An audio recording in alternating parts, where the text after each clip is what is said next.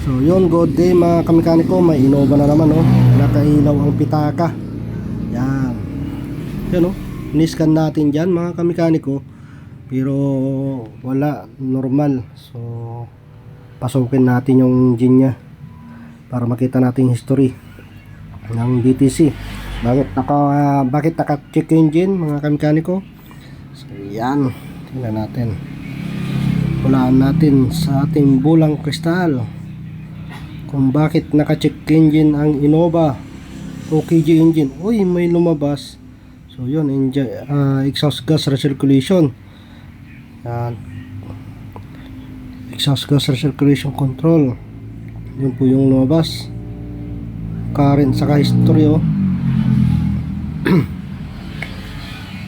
Try natin erase. Yan, in-erase na natin. So nandyan pa rin yung check engine.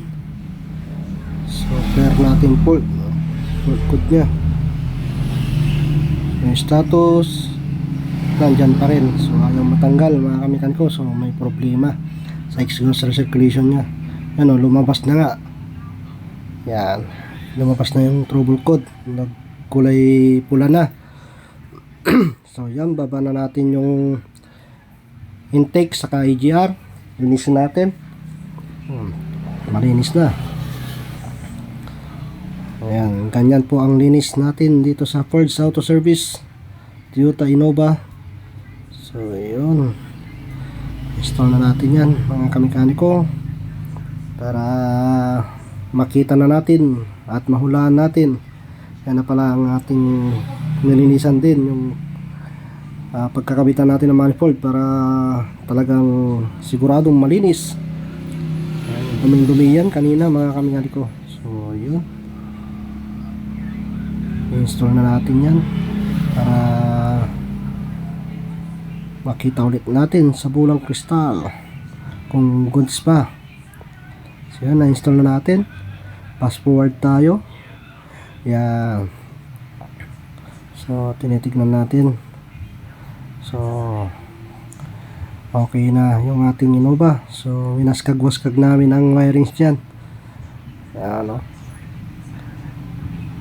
Para makita yung talagang problema. So kasi bali-bali na rin yung mga sakit nyan. So inayos natin pati wirings dyan mga kamekaniko. Yan, 2kg engine ng Toyota. Yun, no? Tignan natin RPM kung hanggang saan na. Kanina hanggang 3,000, halos di umabot sa 3,000. Yun, no? Lampas na ng 3,000. Nagpo 4,000 na mga kamekaniko. Yun, no? So okay na. So it means okay na yung unit. At ating babalutin na yan para ano. Ayan. So mission pass. Babalutan na natin yung wirings mga kamekaniko. So fast forward tayo, scan ulit natin. Tignan natin ulit yung DTC kung may iris na nga ba o hindi pa. So yan, hulaan natin sa bulang kristal ang katotohanan. So yun, oh, wala na yung check engine. So hindi na nag-appear yung pitaka. So sana okay na. Yun, no DTC na mga kamekaniko. So successful yung ating ginawa. So yun, dito lang yan sa Ford's Auto Service, Barangay San Juan, San Carlos. Pasyal lang po kayo kung may gusto po kayong pa-check up. Yan, mission pass. Successful ang ating ginawang kahintang. Salamat.